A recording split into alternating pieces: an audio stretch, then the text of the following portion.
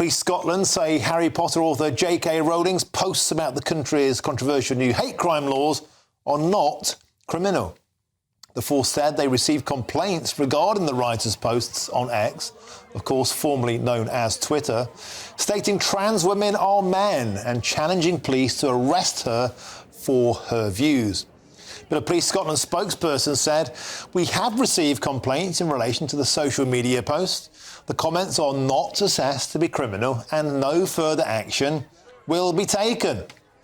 Well, to mark the new law being introduced last night, some GB News comedians went to Edinburgh. However, their night was rudely interrupted by an appearance from the hate monster. Before you laugh at a joke tonight, ask yourself the following questions. 1. Does the joke avoid offensive material? 2. Is the comedian a representative of a marginalised group? 3. Can you be absolutely sure the comedian has never said or done anything problematic?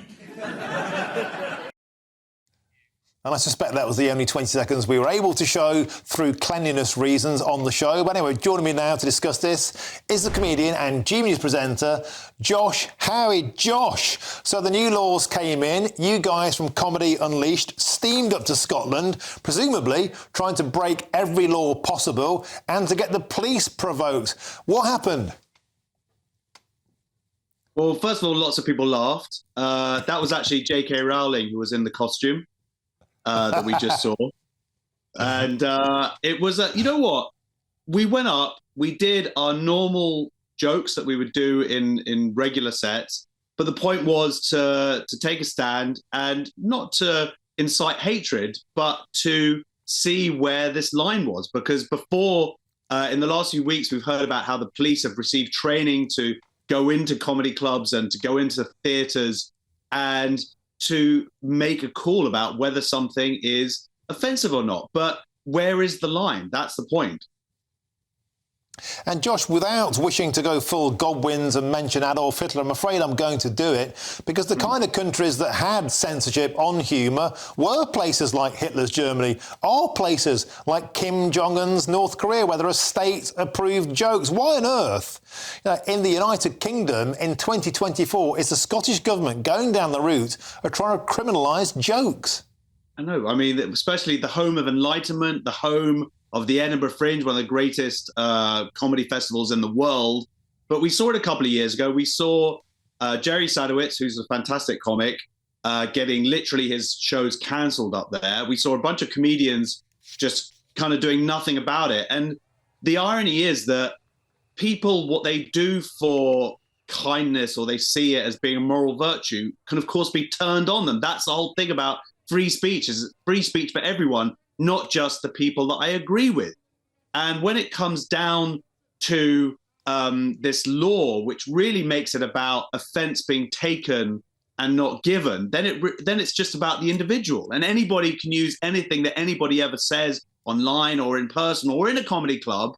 And if they in any way take offence to it or pretend to take offence to it, you can get the police to look into it, which is madness. The fact that J.K. Rowling, who is probably Scotland's greatest living export, had to take a stand in this way and protect women, mostly for stating biological fact and protect their rights.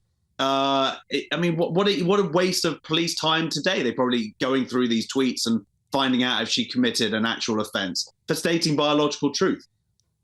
Yeah, and it begs the question, Josh, if J.K. Rowling, the highest profile provocateur of these new laws, specifically and deliberately laid down things that she felt would get her arrested, and then they said they're not criminal anyway, what's the blooming point of these laws? Of course, it's virtue signalling. But the scary thing is it's virtue signalling that is in law.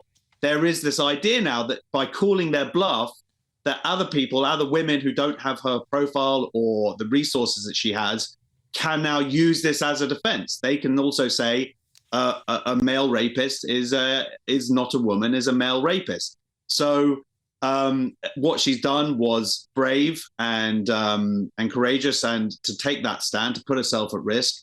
And hopefully that will extend. And the idea, I guess, of us going up there was to do the same thing, to go up, to tell jokes, to be funny, not to be hateful, But comedy is always about provoking and pushing and needling and pointing out hypocrisy. And there may well be some people who that antagonizes because you're saying something that they don't like. They don't agree with your view. But that's very different from being hateful. My job is to make people laugh, not in this interview, but, at nighttime. Yeah, Josh, I was about to ask you, are there any jokes that you could tell us on this show that wouldn't get me immediately fired? Be careful, I've got two hungry children, that would contravene these laws that you're able to tell on daytime TV, or am I just inviting disaster here? You're absolute, because I work for GB News. I'm going to get fired as well. I've got 5 kids to feed. Forget your 2 kids. But, if people want to come along, there's another Comedy Unleashed in London at Backyard Comedy Club. I think next Tuesday. It's every month. There's one in Leeds. They're looking now at doing one in Edinburgh. And the reality is it isn't different stuff to what you would see at any other comedy night. But here, you're actually just freer to say this stuff. You don't have to self-censor, which is where things have been going for the last 5 years or so. Superb. Josh, Howie, thanks for joining us, thanks for making me smile, and thanks for not getting both of us sacked. What a double whammy that would have been. Josh, Howie, always an absolute pleasure to have you on the show. Thank you very much, mate.